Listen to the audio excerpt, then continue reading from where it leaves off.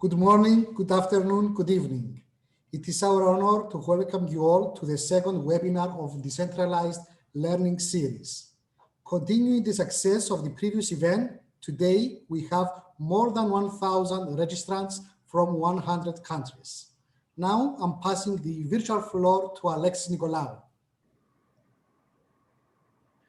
Thank you, Elias. Thank you very much. Welcome everyone to this online event, part of the Decentralized Learning Series titled Digital Transformation of the Healthcare Industry. A brief introduction of VeChain ToolChain and how blockchain technology disrupts the healthcare industry by enhancing the patient centricity, improving the communications, trust, and transparency between the healthcare providers and patients. Allow me to start this event by welcoming Cyprus's Deputy Minister for Research, Innovation and Digital Policy, Mr. Kyriakos Kokkinos, for his opening presentation. Deputy Minister, the virtual floor is yours.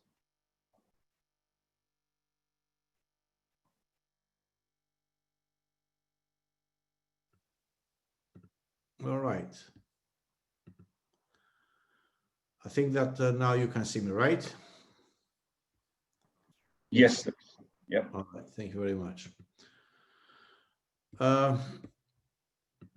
Distinguished guests, it is a great honor to be addressing this opening of this very significant webinar, which will focus on VeChain ToolChain as a disruptive blockchain tool for the healthcare industry.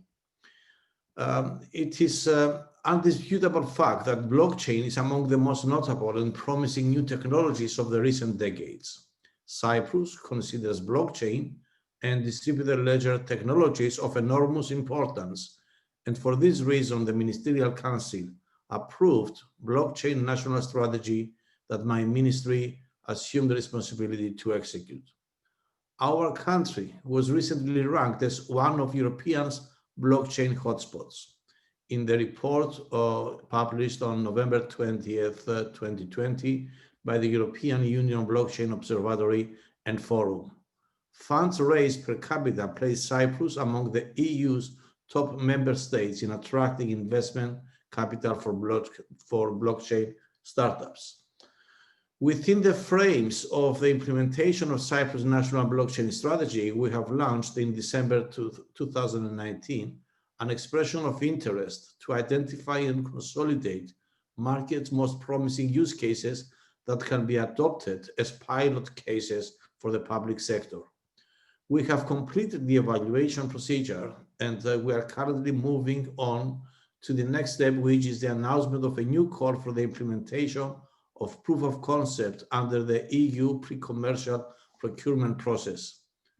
The Republic of Cyprus is also an active member of the European Blockchain Partnership, EBP, and European Blockchain Services Infrastructure, the EBSI, promoting an EU-wide cross-border distributed ledger infrastructure. EBSI envisions the development of reusable software, specifications, and services to be used by public and governmental organizations and other EU institutions. The involvement of Cyprus as an EBP active member helps us also in gaining know-how and expertise for adopting DLT technologies as an important component of our national digital transformation, becoming a dynamic and competitive economy driven by research, scientific excellence, innovation, and technological development.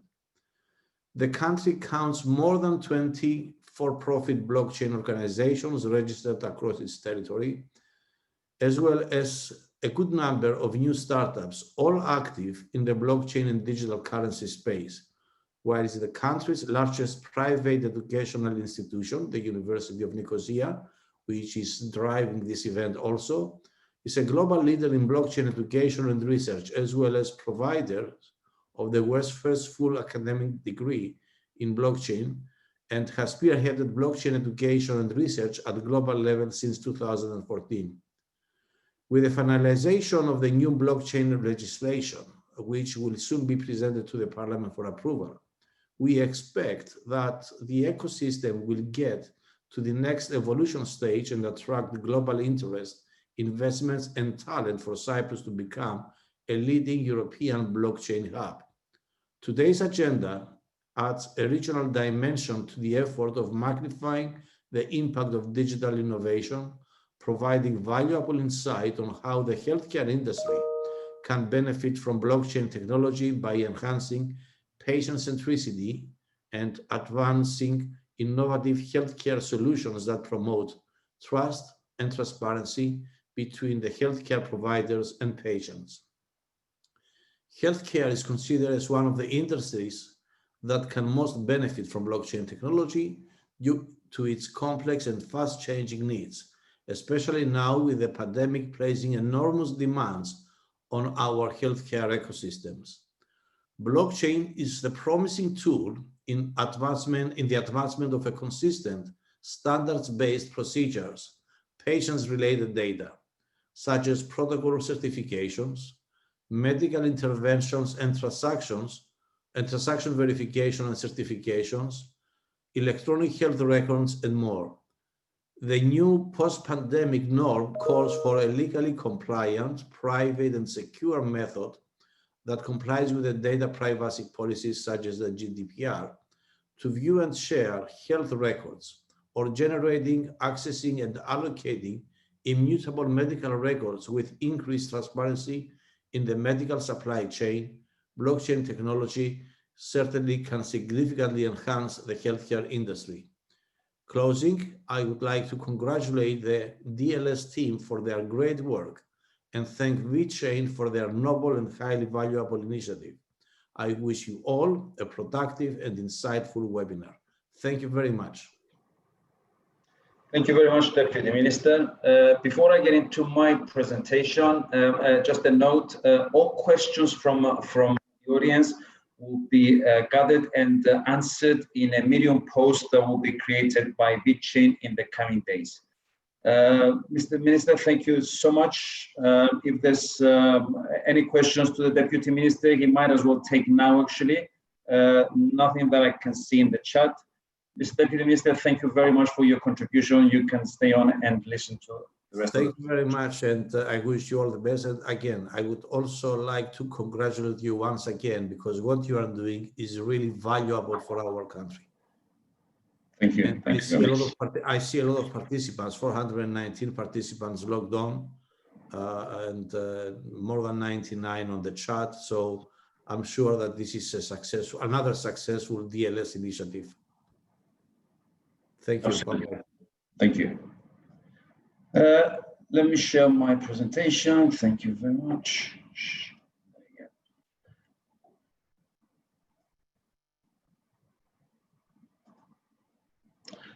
Right. I will kick off this presentation by looking at the current landscape of with regards to blockchain in Cyprus. And of course, as the Minister has already beat me to it, I will have to start with UNIC, University of Nicosia, global leaders in blockchain education and research, members of multiple blockchain research consortia, and part of the consortium leading the EU Blockchain Observatory and Forum, a European Commission initiative to accelerate blockchain innovation and the development of the blockchain ecosystem within the EU.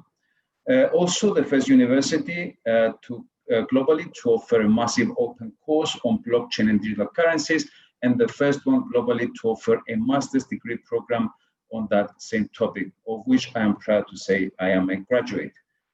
Also organizing the decentralized chapters network, the Nicosia one being amongst the first, of which I've been on the board since its inception, running a series of talks and presentations on blockchain related topics. The last one, only last month, if I'm not mistaken, was with Dr. Scott Stornetta, sharing with us news on his latest projects. The Cyprus Blockchain Technologies and the Association, two bodies that have recently agreed to merge into a single entity, established to help communities and organizations to gain knowledge around blockchain and distributed ledger technologies, focusing on applications of blockchain and regularly organizing trainings, executive seminars, and conferences on blockchain and DLTs. As Grant Thornton, we are represented on the board of directors of these associations. The Deputy Ministry and the Minister himself personally have shown a strong commitment towards the introduction and adoption of the technology in the country through the drafting of legislation, which, as the Deputy Minister stated, is expected early in the next year. In fact, a recent study to which the Deputy Minister also made reference, carried out by the EU Blockchain Observatory, ranks Cyprus amongst the leading countries in Europe as to the adoption of the technology, the maturity of regulatory framework, and the business ecosystem. Last but not least, the contributor to Cyprus's drive towards the adoption of blockchain technology, CySEC, Securities and Exchanges Commission, whose role will be quite prominent in the regulating and monitoring of applications of the technology in the financial sector. They have already run an innovation hub for fintech and regtech companies. Like with any other nascent technology, when approaching a potential client in order to pitch a blockchain solution, it is first of all important to explain in simple terms what this technology is, and above all, for them to appreciate the benefits that implementation of it will bring to their businesses. Why is it relevant to them? I don't think it is of this session to go into what blockchain is, but I feel it is important to understand why certain businesses would welcome it by looking at some of its features. Greater transparency. Blockchain's greatest characteristic stems from the fact that its transaction ledger for public addresses is open to viewing. In financial systems and businesses, this adds an unprecedented layer of accountability, holding each sector of the business responsible to act with integrity towards the company's growth, its community, and of course, its customers. Increased efficiency. Due to its decentralized nature, blockchain removes the need for middlemen in many of the processes for fields such as payments and real estate. In comparison to traditional financial services, blockchain facilitates faster transactions by allowing peer-to-peer cross-border transfers with a digital currency. Property management, for example, the processes in property management are made much more efficient with a unified system of ownership records and smart contracts that would automate tenant-landlord agreements. Better security. Blockchain is far more secure than other record-keeping systems because each new transaction is encrypted and linked to the previous transaction. Blockchain is formed by a complicated string of mathematical numbers and is impossible to be altered once formed. This immutable and incorruptible nature of blockchain makes it safe from falsified information and hacks. Its decentralized nature also gives it a unique quality of being trustless, meaning that parties do not need to trust in order to transact safely. Improved traceability. With the blockchain ledger, each time an exchange of goods is recorded on the blockchain, an audit trail is present to trace where the goods have come from. This can not only help improve security and prevent fraud in exchange-related businesses, but it can also help verify the authenticity of the traded assets. In industries such as medicine, it can be used to track the supply chain, for example, from manufacturer to distributor, or in industries like the art industry to provide an irrefutable proof of ownership.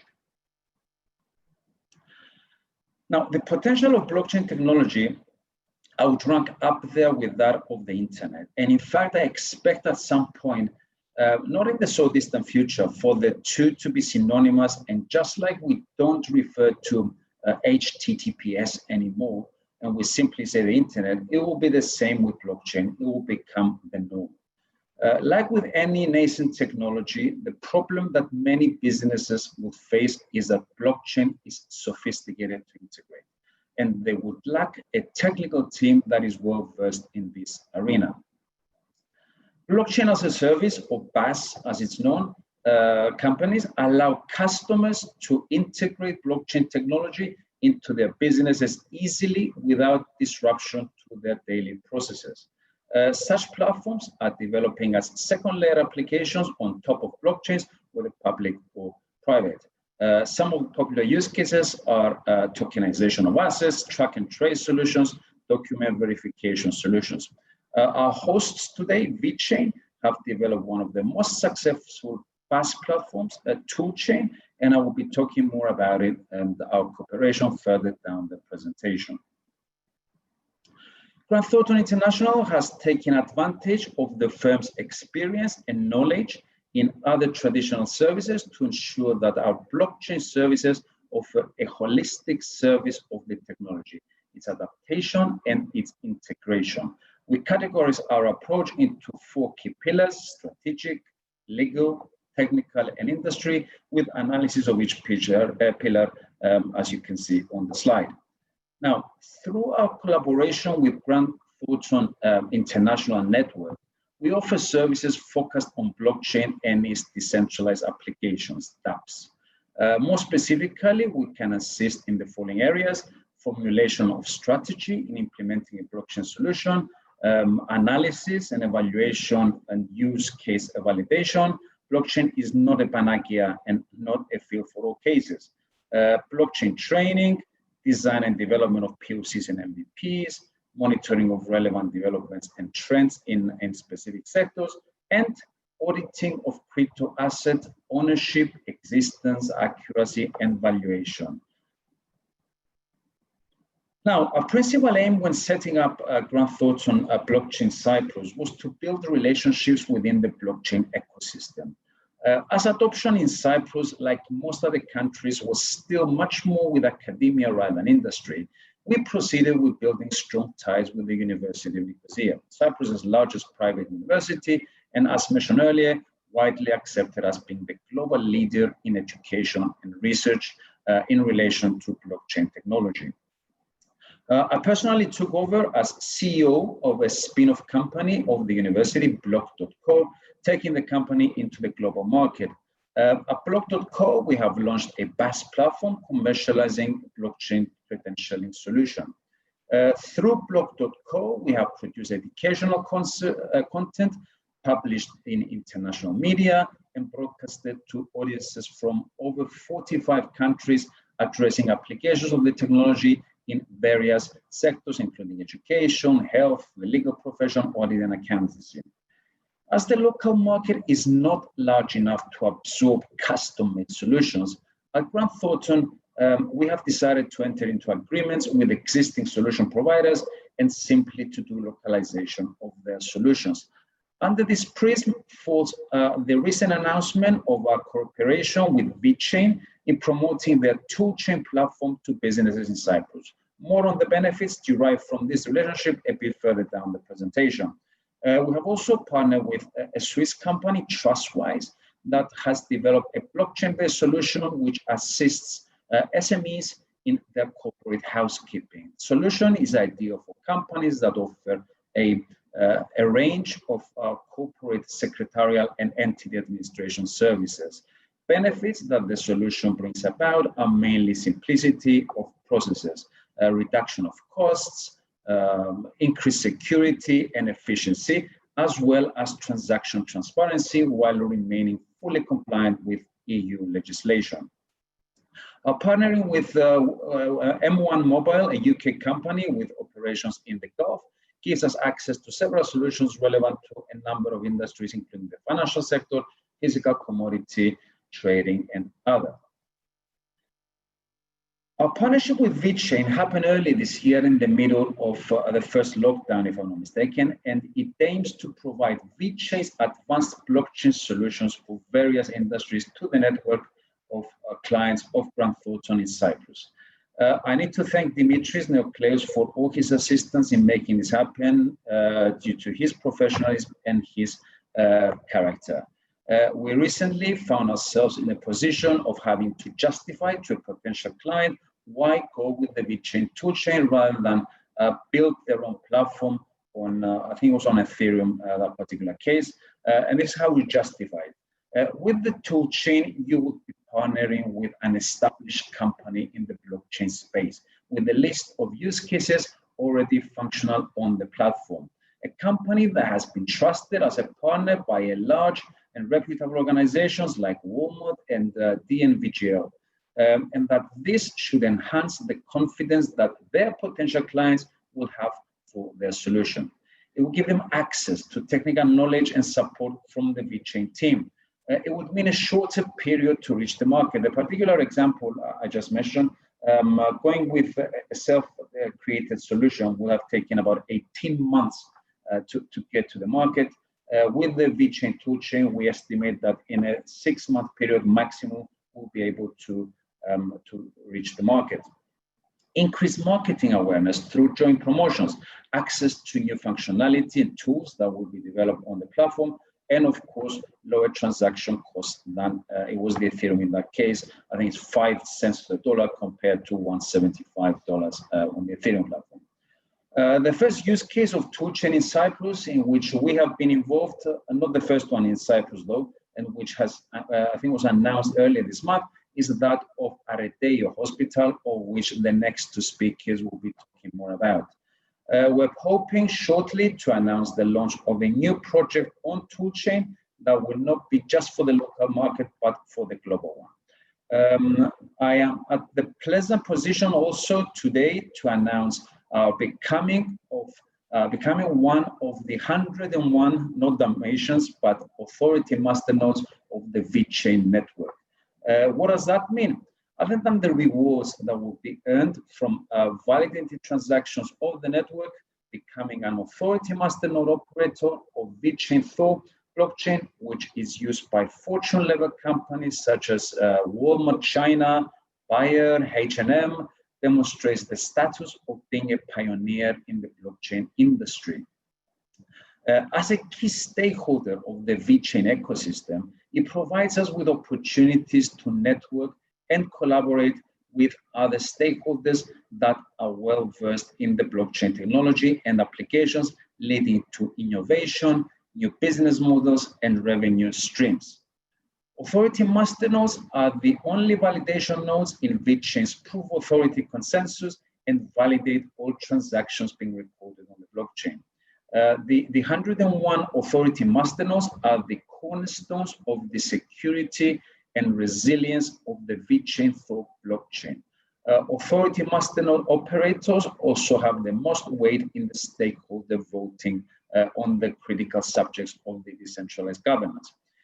Finally, as the width and depth of the solutions grow, it may be integrated with our main business activities. It was only natural to consider becoming an authority masternode operator to co-maintain the blockchain protocol that our clients' applications are running on.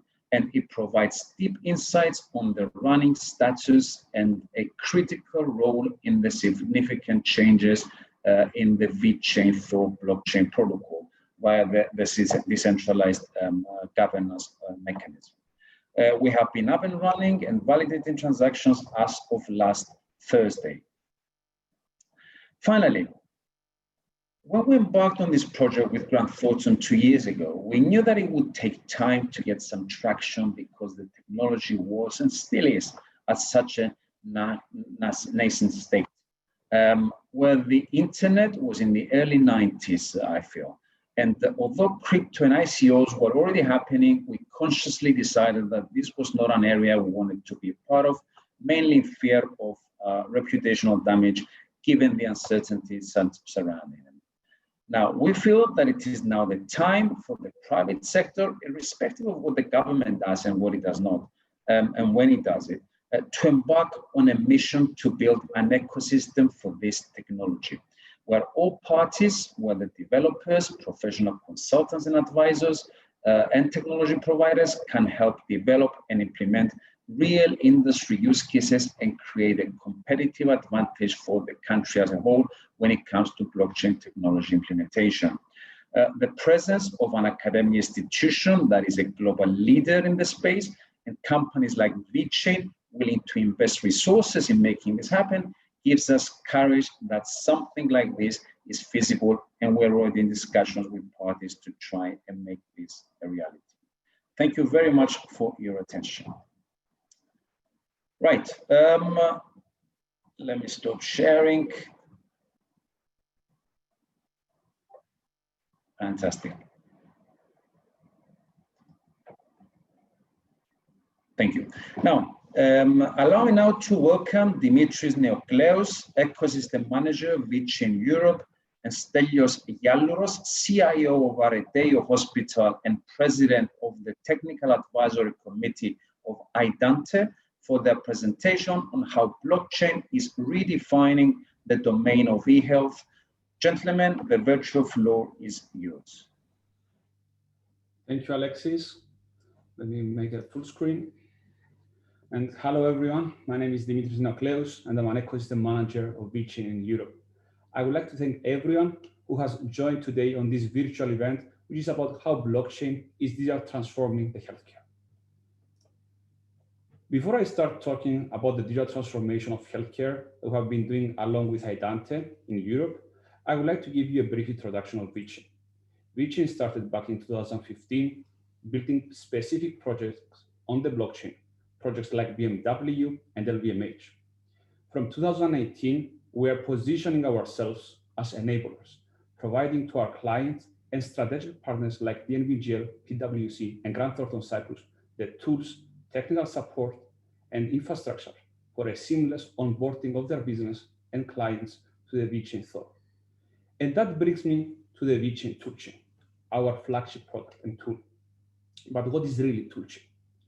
As Sunny Lu, CEO of VeChain, stated, VeChain ToolChain is a blockchain-based low-code development SaaS platform, which means you are still doing the development, but you don't even need to have the coding skills. You can configure your own process into a platform. You can have your blockchain application and start exploring the usability and business value instantly. Or you can bring your existing application live into VeChain Thor via ToolChain developers version and tools. One of the companies that are using ToolChain developers version to bring their business on VeChain Thor is Idante. And together with Idante, we started collaborating for the digital transformation of healthcare.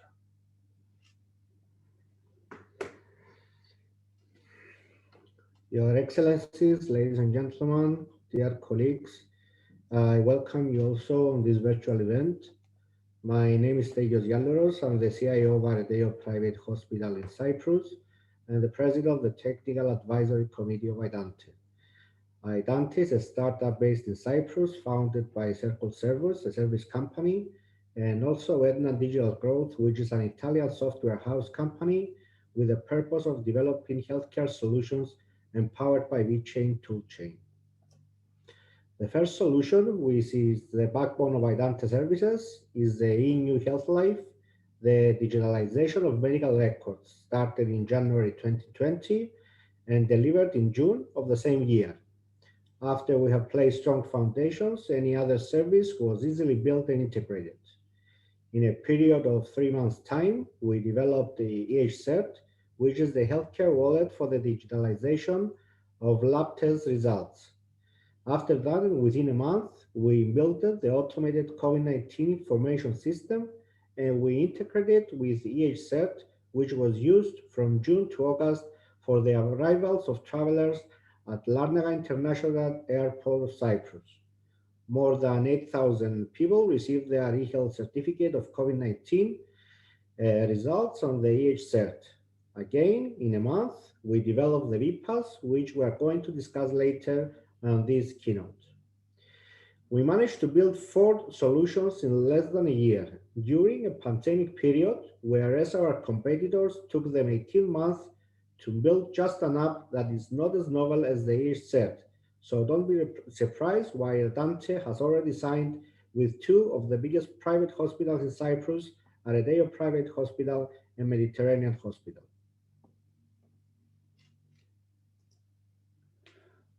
I wish we had more time to discuss for all the solutions, but today we're going to focus more on the EHCert, the healthcare wallet. Before starting discussing about the EHCert, I want to give you a brief introduction of how we came on the EHCert.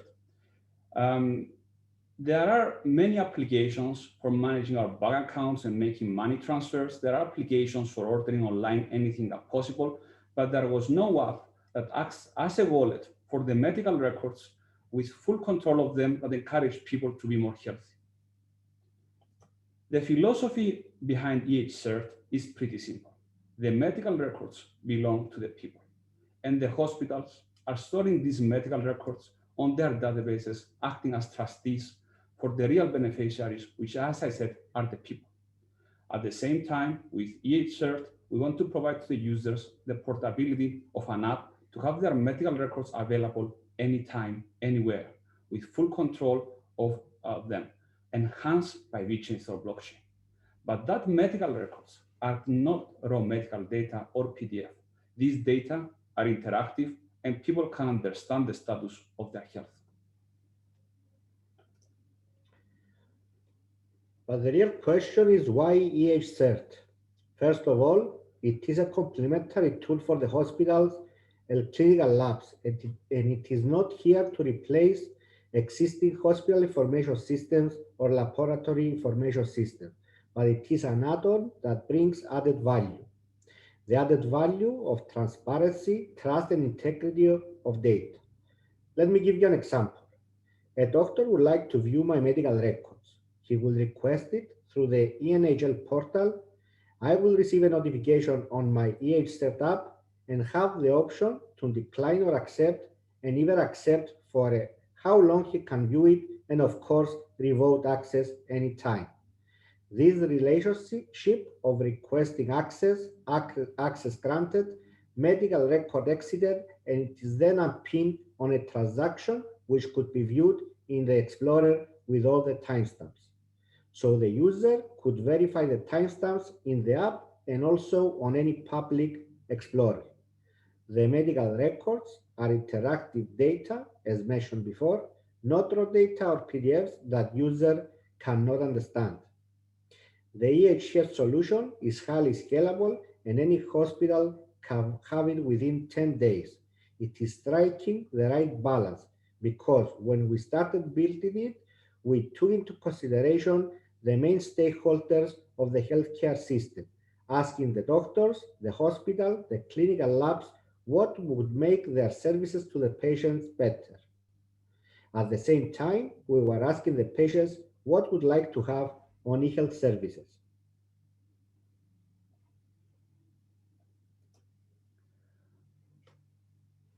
Allow me to draw this conclusion. The EHCert is an amazing, outstanding, state-of-art app, which is adding real value by being a smart app, easy to use, enhanced by the core features of VeChain. Whereas existing hospital information systems are more hospital-oriented driven, whereas existing e-health apps are just a library of medical records, and the e-health apps that are saying are blockchain-oriented are either using blockchain as a buzzword, or they don't really use the blockchain features to the level of EHCert.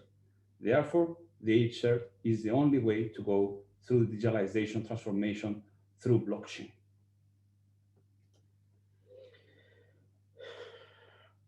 Let's go through an infographic and see how the EHCert works in a live case scenario.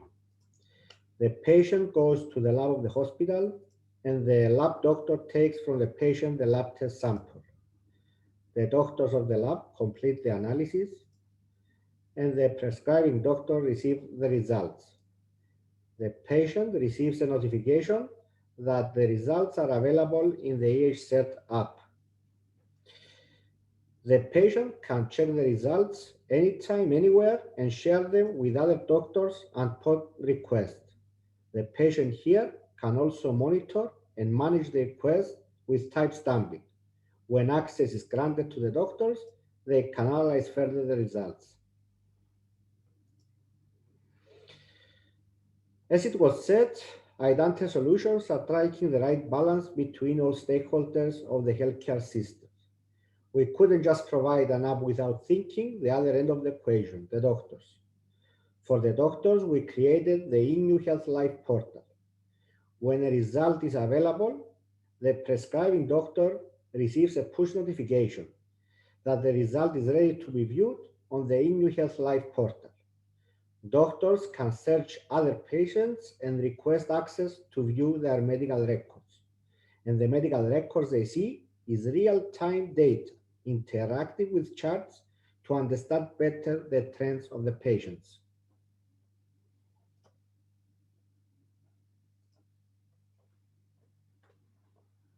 And I would like to give you a sneak peek of the new cert. I must admit, I have been receiving multiple messages in concern about the new UI UX of the application with all these amazing features that we have been mentioning. I must also admit that it was difficult to find the right balance between a powerful app and also a very beautiful app. So we strike that balance and the app will look like this. Now, besides jokes, no, the app will not look like this. And I have Alchemy Tech to thank for that, because through their amazing designs, the new UI UX will look like this. And let me share with you how the app will function. The patient will enter the cert, will view his medical records and lab tests, and he can understand whether or not he's better or not. Again, with the validity and the timestamping of the blockchain underpin. And of course, the COVID-19 test couldn't be missed from there because it's really relevant nowadays. And of course, he can, as Stelio said, view the request and access granted, timestamping, underpin from the transaction ID on the public blockchain. The patient can also see his personal information, an infographic how the app is going to be used, as Stelio showed earlier. But also, he can view again the doctor request and which medical record the doctor has viewed. Also, he can view the hospital he has visited and which doctor he has visited and how many reports were created during his visits in the hospitals. From January, as I said, R&D or private hospital will join this ecosystem of Idant and VeChain in Cyprus. And now let's talk about the VPass, the vaccination passport information system that was developed in order to fight the COVID-19 aftermath and return to the normalcy. The VPass, as said before, was built in a month to monitor the vaccination campaign for COVID-19. And the reason why blockchain has a role here is because what COVID-19 pandemic taught us is that fake certificates were circulated around the globe. With blockchain enabled on this campaign, the integrity and validity of the vaccination certificates are secured. But this is just the beginning, because VPass will be expanded for all types of vaccinations in the future.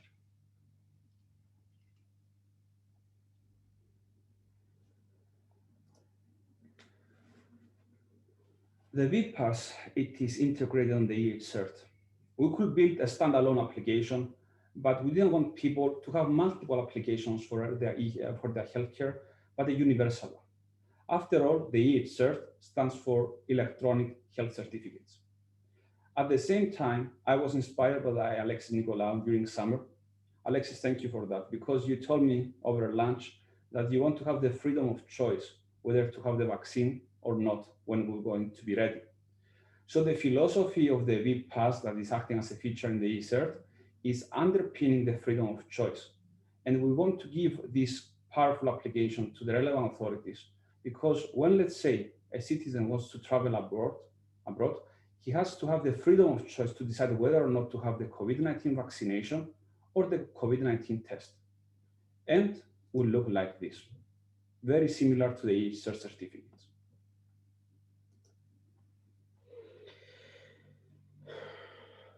The VPass feature will be used to return to normalcy. For example, when we start traveling again abroad, the QR code will be scanned by the operators in the counters of all countries' airports, train stations, ports, schools, and offices will be redirected in a portal that will show that the vaccination certificate is a valid one along with the name of the person.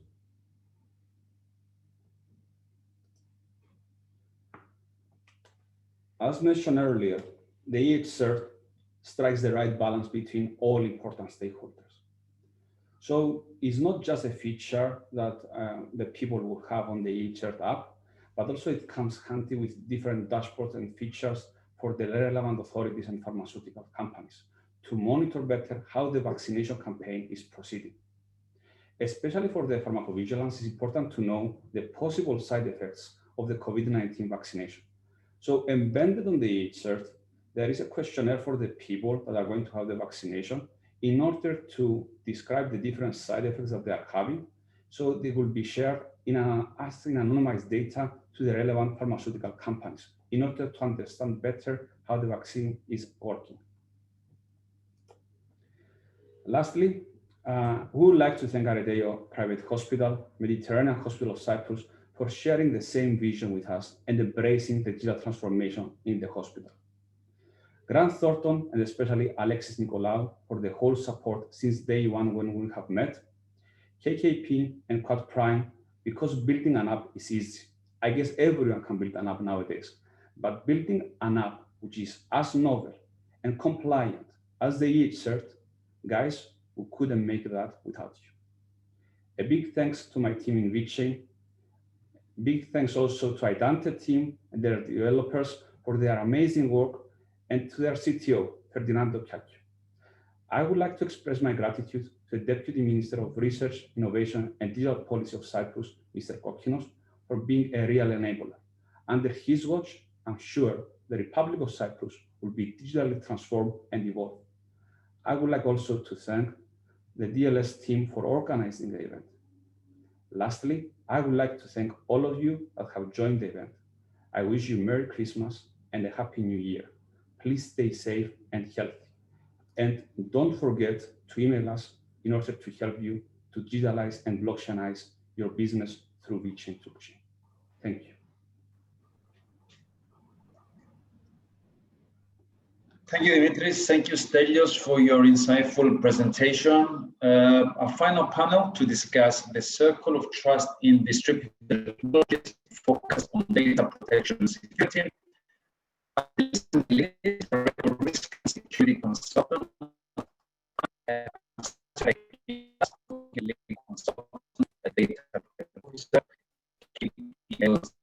gentlemen, the virtual reviews.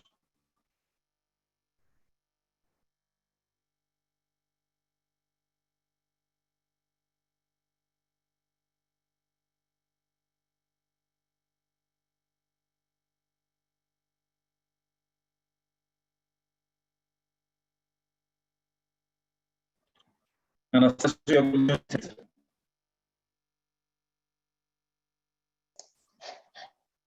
hello, everyone. I hope you can hear me well.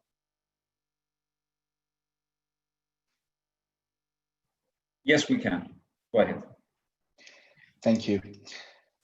Hi again. First of all, I would like to thank the organizers for making this event possible, the Deputy Minister for his warm support, and of course, congratulate all of the previous speakers for sharply outlining the prospects of the digital transformation of the healthcare sector in Cyprus through blockchain, of course. Our presentation is quite different in terms of scope. Our goal is to briefly explain how, in our opinion, healthcare organizations should assess the introduction and use of blockchain by having in mind the data protection law principles and data security and governance best practices. I should say that this is not a legal analysis of the various legal issues of blockchain that are under discussion as we speak at local and EU level. So my slides will not be too legalistic, so don't worry about long definitions and analysis. As a privacy lawyer, I often find myself trapped in the world of data security. Inevitably, this is now necessary for two reasons. First, lawyers, we have to get our head around updated and upcoming technologies, such as blockchain, before providing legal advice and suggestions on data protection and data security. Secondly, the law itself has specifically introduced the requirement for organizations to be accountable for their data security environment. For the purposes of my presentation, I will attempt to show the need for a risk-based approach when assessing the need for the use of blockchain from a data protection law perspective. My colleague Pantelis Angelidis will then take over to expand on the data security and data governance aspects of blockchain.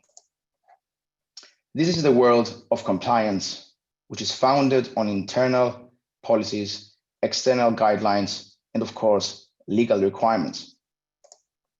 Comparing these standard compliance road to the current blockchain compliance state, at the moment we have in our hands a large number of guideline papers and proposals from supervisory authorities, academia, and other experts, according to which companies are currently implementing policies which will allow their products to operate on blockchain. However, we are still missing a legislation governing blockchain.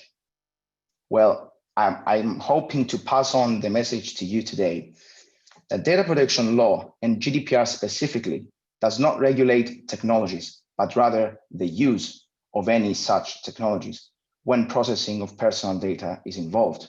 So instead of expecting a law that would specifically regulate the privacy aspects of blockchain or expecting GDPR to be amended, it would be more practical and realistic to follow the data protection law as it is. Many organizations that wish to proceed with the use of blockchain, or at least consider it, have been struggling to decide whether or not blockchain provides the solution to their problem, and whether this solution preserves the privacy of users, patients in our case. There are mainly two ways to approach this. One approach is the so-called absolute approach. This is quite a defensive stance that rules out the idea of even trying to understand blockchain's functionality and benefits. This school of thought is usually based on the premise that blockchain is not specifically regulated yet, and that data security concerns exist. The absolute approach is suggesting that the mere fact that there are many such concerns is sufficient to avoid it altogether. While this is acceptable and okay to think, we shall see that risk-based approach should be the driving force towards understanding blockchain and deciding whether blockchain is legal, solid, and secure. Wrong interpretation of GDPR and rushed decisions with regard to the compatibility with blockchain will not only create more uncertainty, but will also go against GDPR's goal of strengthening and converging the economies of the internal market. And as a result, will go against the very promise of Europe to form a digital single market. Our presentation's title may not be self-explanatory, so let me explain with simple words what myself and my colleague Pantelis Angelidis are trying to suggest today. Looking at the use of blockchain as a standalone project would be a quite unprofessional and sloppy approach.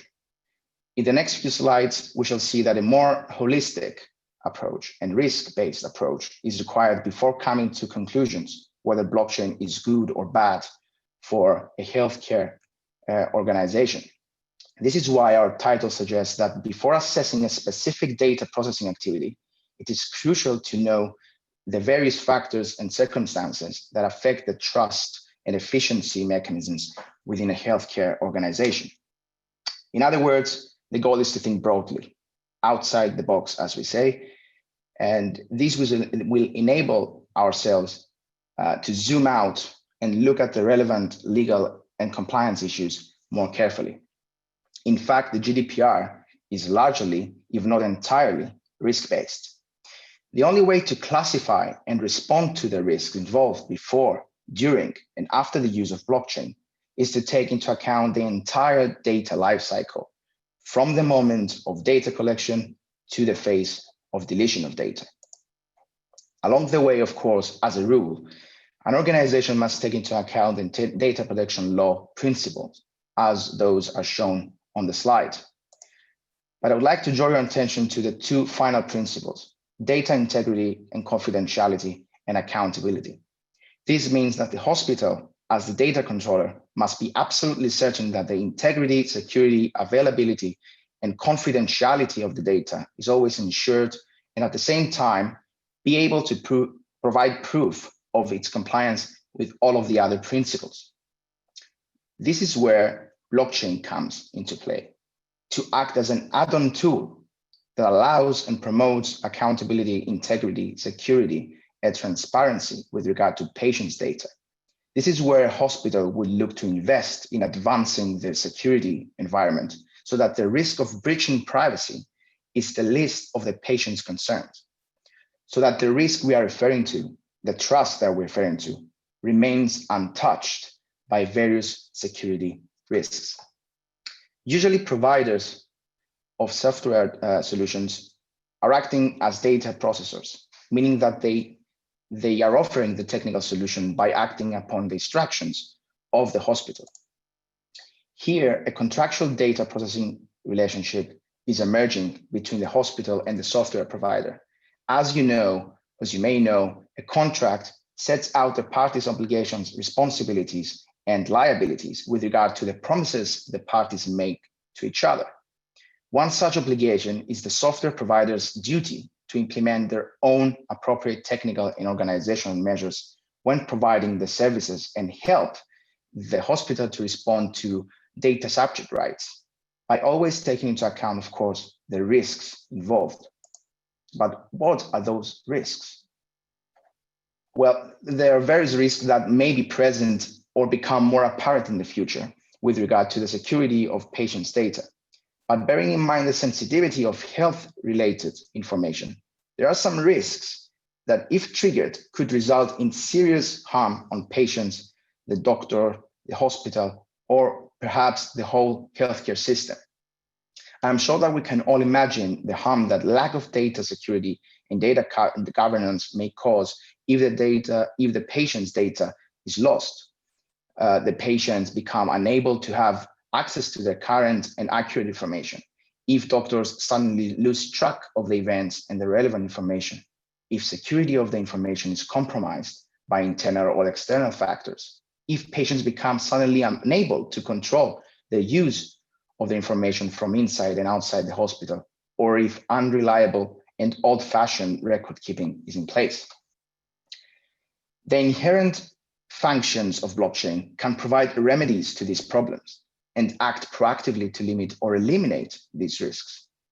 An immutable record that exists on the blockchain allows for the hospital's accountability and the patient's control over their own data. Also, the technology uses a decentralized permission management protocol to manage access control to the patient's data. Of course, by cooperating with each other, the hospital and the software provider can decide the level of encryption off and on the chain. It is in fact possible to work perfectly and efficiently on blockchain without even having to store personal data on chain, by implementing strong encryption and other such measures within the hospital and the software provider's infrastructure. The aim is to limit the likelihood of associating any piece of information on the blockchain with the patient's information. One way to do that is to maintain the personal data in a reference encrypted database and not on the blockchain itself. This is also suggested by the literature and other experts in the area of blockchain technology.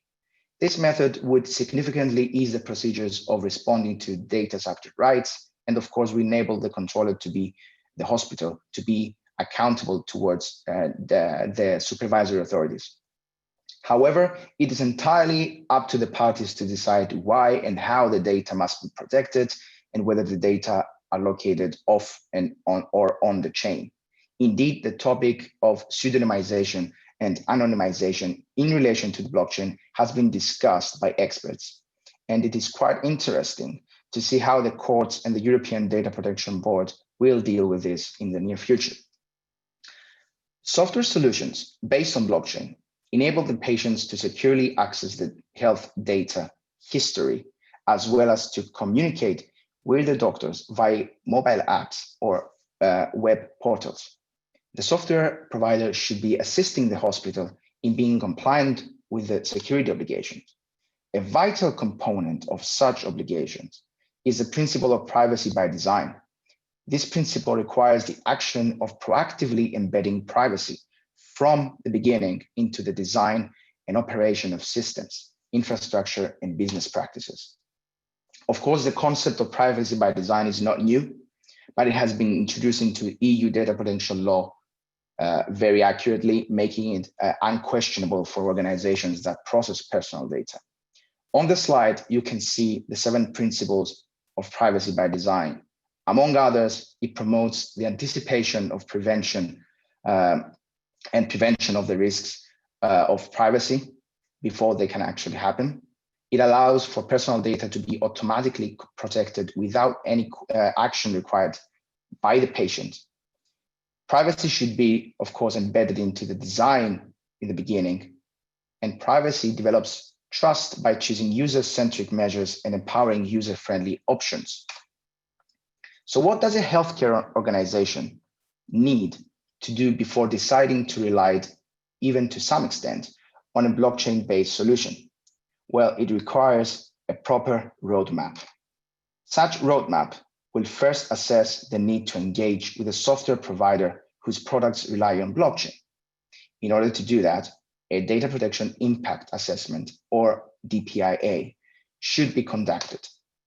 A DPIA in our case is required since large volume of special categories of data, health data, and new and novel technologies are involved.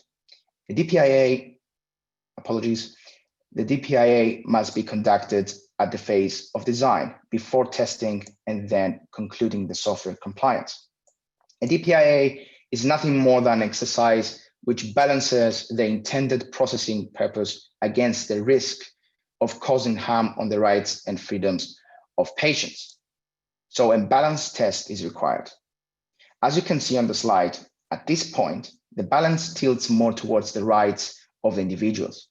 As we have seen, there are some important factors to which may balance the interest of employing the use of blockchain with the rights of individuals. But the hospital and software provider must satisfy some more requirements to make it possible. While a DPIA may appear to be successful, it may show that in fact more measures are required to ensure a bulletproof solution.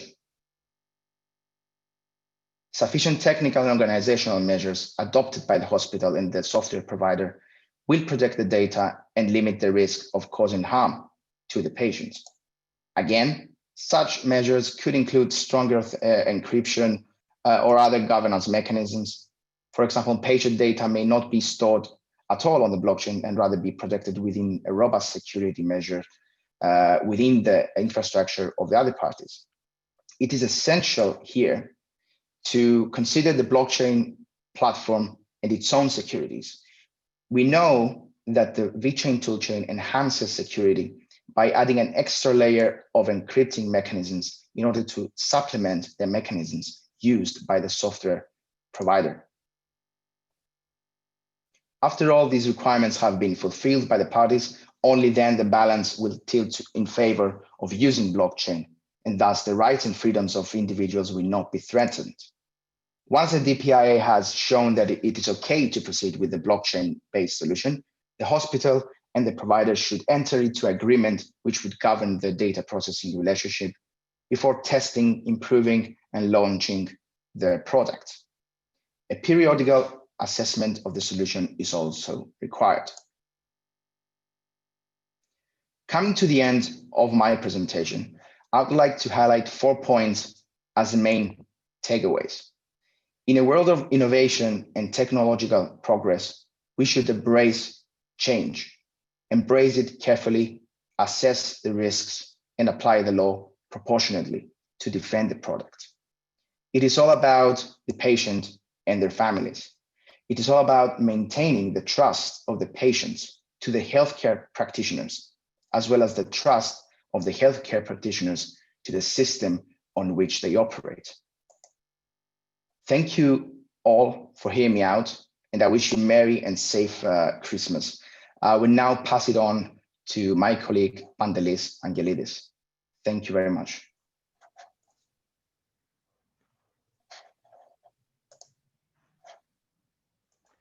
Thank you, Anastasios.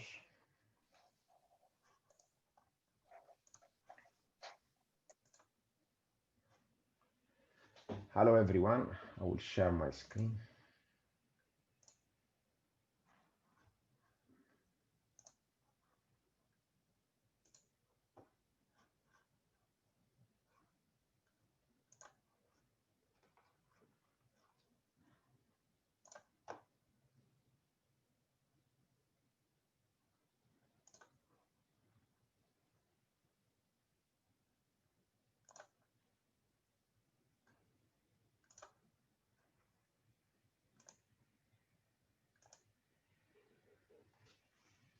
I will continue and expand a little further on security, but first let us see some insights on healthcare and where we stand today from an EU perspective, and I'm sure in other parts of the world it would be a similar situation. EU recently is highly investing in the digital single market, as we call it, and the healthcare is one of these sectors that is included in this digital single market agenda. Given the important benefits of the digital services to citizens and organizations. From a lot of data and surveys that the European Union is collecting, we see that the transformation of healthcare has many challenges, and the European Union has been very active in addressing these challenges. The health systems need to be continuously adapted, as we've seen with the previous speakers, to meet the expectations of the citizens and their healthcare needs. The citizens expect access to high quality health data, have their own data protected and kept private, and shared securely in every part of the world in order to trust these digital health services. The need of patients to have access to their medical records from any place at any time and transfer their data anywhere must not create new risks when going digital. Especially with the promising technologies of 5G, as we see now, artificial intelligence and the Internet of Medical Things, the connected sensors and all other medical devices that they are connected on the Internet, the healthcare industry moves even faster today to a total metamorphosis. So what is the problem? The problem today is the trustworthiness of the systems. And when we are talking about systems, we are talking about digital systems that we employ all the time in order to make this transformation and make these attributes of the patients even possible. So the problem it comes from what we experience in the recent years. And even this year with the pandemic, we have experienced an unprecedented chase of data and especially health data.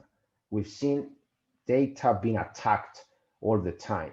From research that was published this year in May 2020 on healthcare data breaches, we've seen that the healthcare industry has faced the highest number of breaches among all industries.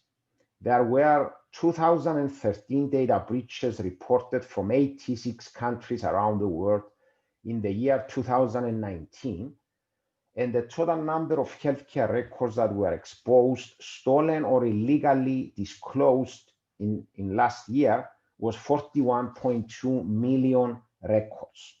And as you can see from the slide, each record costs about $150. This is from an IBM report. The average cost of a data breach in 2020 is about $3.9 million, while for the healthcare industry only, the breach can cost up to $7.1 million. So we've seen that hospitals and other healthcare organizations are targets, and this costs all this money, but also it costs a lot of other things that we will see later on. So we expect this to continue to happen since humans will continue to attack systems for benefit. Systems will be manipulated to trick humans. So on and so on. Is trust a real issue? I believe yes. When it comes to a patient, a healthcare organization must provide for a 360 trust. And that is what our ecosystem is aiming to achieve. So why the problem exists? The problem exists because although the technology is evolving and adopted with a very fast pace, improvements in privacy, security, and quality processes have a significant phase lag. So the privacy and cybersecurity is chasing the continuous evolvement of these technologies. Just to mention that the security spent in organizations around the world is just 6% of the total IT budget. These are figures that we have seen for many years now, so it's a trend that we've seen that this number is quite stable. So yes, poor or lack of privacy protection, cybersecurity are creating much of the problem. Of course, there are underlying factors too. The shiny object syndrome. We are dragged by the buzzwords and marketing hypes which wrap the today's products and services. But in many occasions, we see no value. And a healthcare organization with the criticality of the sector, they cannot afford to invest in no value technologies. Similar to the above, we've seen a massive increase of offerings which are based on new technologies, as I mentioned earlier. So the organizations today are bombarded with a lot of different offerings. However, the technology brings sometimes complexity. There is terminology and a large scope of transformation, which many times we've seen that it overrides the human factor. So we've seen a lot of things that happen through systems to systems, in the cloud, in a cyberspace that the humans cannot understand. They are not, everybody is not a technologist, they are not security professionals, they are not developers. So we need to translate technology in human terms. And unless we do that, it's very difficult to convince the patients and the healthcare providers to trust the new technologies. Due to the scarce or segregated and in many occasions lack of interoperability of digital solutions, a healthcare institution ends up with fragmented data, and we've seen that many times. There is poor governance, and this poor governance, unfortunately, it will lead to a lot of vulnerabilities and impact the security of this data. Similarly to the above, in a critical sector such as the healthcare, we need to have a single version of truth. And this is very important to keep the integrity at the highest level. So what does blockchain and distributed ledger technologies, DLT systems as we call them, bring to the healthcare sector? They bring trust, and this is the fundamental principle that underlies the blockchain technology, because it's tamper resistant, the immutability, neutral and consensus based, which can prevent fraudulent activities, the strong security based on cryptography, and the operational resilience, which is very important, that we try to build in other systems as well to avoid single point of failure.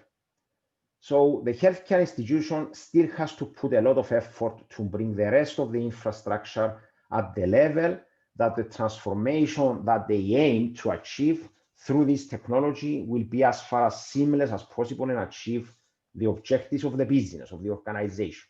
So we need to trust the whole digital infrastructure of a hospital or of a healthcare organization. So how the good governance is part of the solution of the problem. If we look to give a solution, this would lie on this proper governance. There are different aspects of governance. As VeChain refers into a white paper, the on-chain governance is very important, and we know that it's evolving as we speak. We've seen the previous speaker referring to that, the evolution of the on-chain governance. At the international level, we have to mention that ISO, the International Standards Organization, is doing a lot of work on that through the Technical Committee 307. and they are working to standardize the DLT systems governance.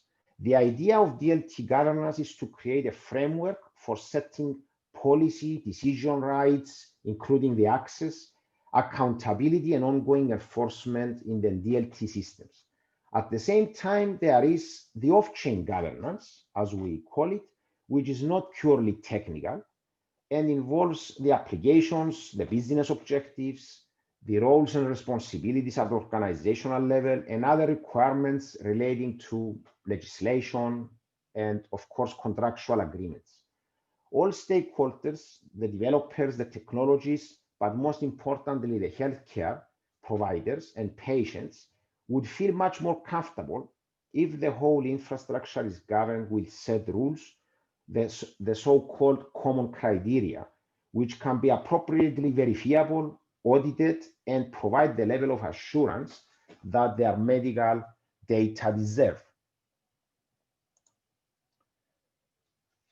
A lot of you have seen this triangle, the triad, as we call it, the confidentiality, integrity, and unavailability, that forms what we call security of information, security of data. When healthcare organizations fail to protect patient data, we understand that there are a lot of risks losing the trust of their patients and, of course, their reputation. When it comes to securing health data, we are protecting the logical and physical assets comprising of connecting to some of these DLT systems.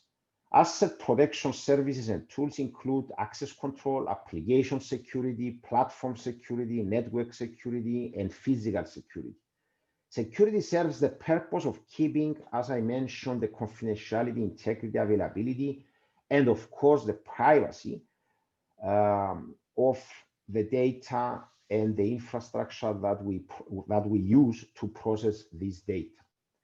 Another important factor that we discuss a lot lately and during this pandemic is the resilience. And as we've seen through the statistics, even if we do as much as we can and invest as much as we can, security cannot be guaranteed up to 100%. So we have to build strong resilience in our systems. And when we talk resilience, we have to define resilience in order to shape the same understanding in every stakeholder. And resilience is basically the ability of a system to absorb and adapt in a changing environment to resist being affected by disruptions, but at the same time, having the ability to return to a previous operational condition. A typical DLT system, as the previous speakers described, the chain in this whole infrastructure is as strong as its weakest link. So even if the DLT system, as you see there on the blockchain, ensures immutability and there is a strong security based on cryptography, the same should go for the remaining of the system, so that we mean the integrity of the data in the off-ledger operations. All devices, applications, systems which form this digital infrastructure must obey to the same rules and principles. Same with the assessment of the risks. And we have a lot of frameworks around the world. The most famous that they apply in this case to assess risks is the ISO 31000 for risk management and the ISO 27005. They can still apply in this setting. And we have to assess the risk at the full life cycle and at the full surface of the hospital, of the organization. So that's what we call the information security governance. And which are the principles of this information security governance? The principles are simple. We need to establish an organization-wide information security. We need to establish a risk-based approach, as mentioned by Anastasios before. The whole setting must conform to internal and external requirements coming from the patient and from inside the organization. it must promote a security positive environment and promote also continuous improvement based on efficient review of the performance of this system. Every individual instrument we accept that can play a beautiful music, but while in an orchestra, the instruments sometimes may be out of sync. And I'm referring to the various stakeholders, the various actors that we see in this governance.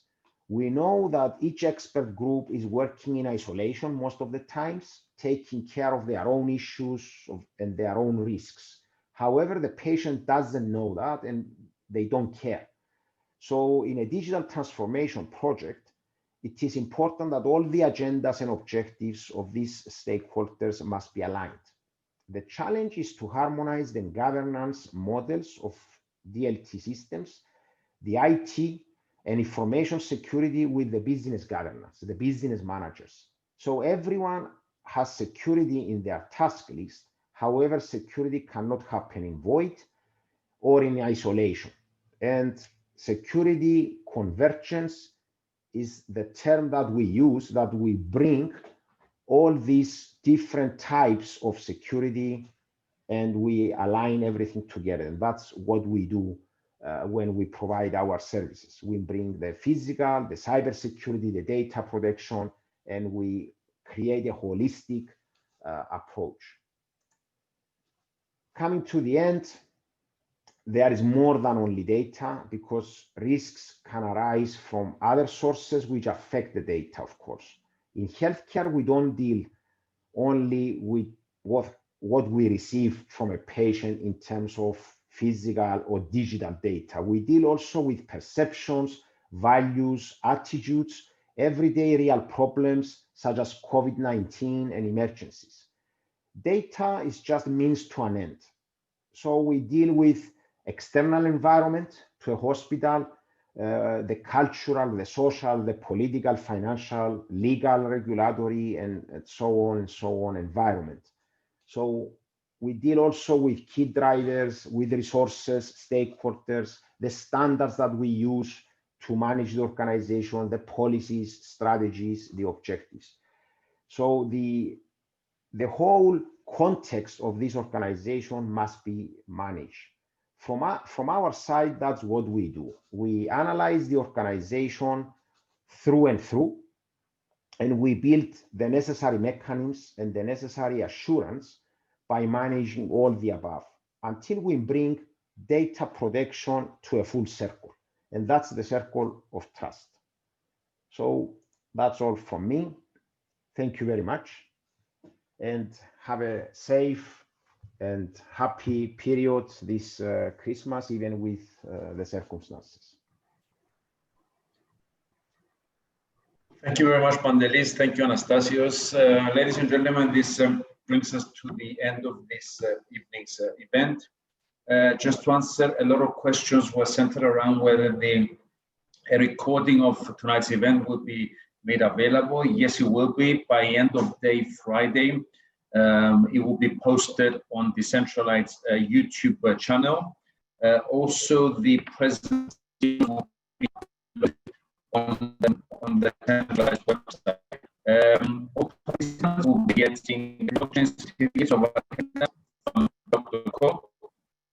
And on that note, yes, I pass with you. Thank you for being here. I wish you all a safe and pleasant Christmas. Thank you for the rest of the day.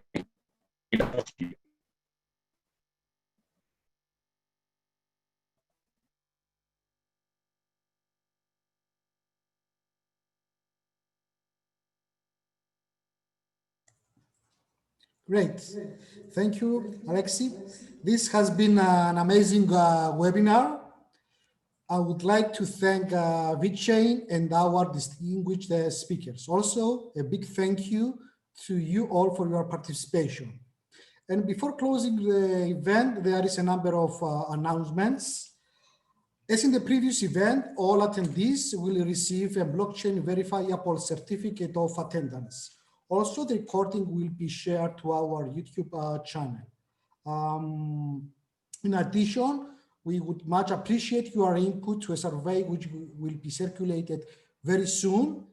And last but not least, the third DLS event is planned to take place on the 12th of January, focusing on decentralized finance. Please visit decentralized.com for more information and registration.